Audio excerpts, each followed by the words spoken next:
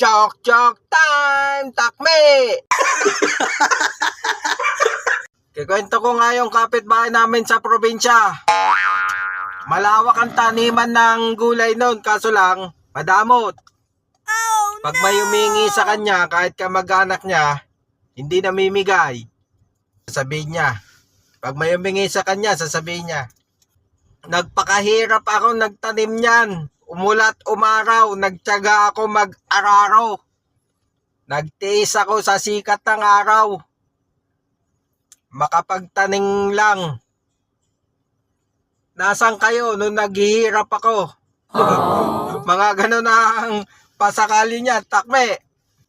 Ganun lagi ang sinasabi niyan. May humingi sa kanya, ay mamigay. Kahit kamag-anak niya pa, takme. Minsan, may dumating, pamangkin niya pa. Binata. Sabi niya, Uncle, kumusta ka na? Dami mo palang tanim na gulay.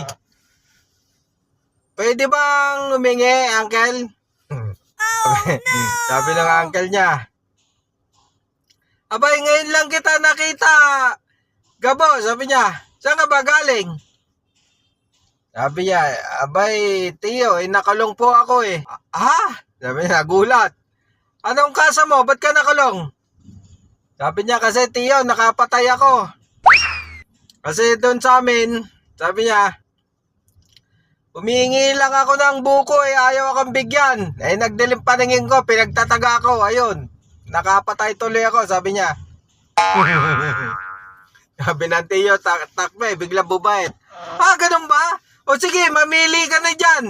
Lahat ng gusto mo, kunin mo. Bumait, takme.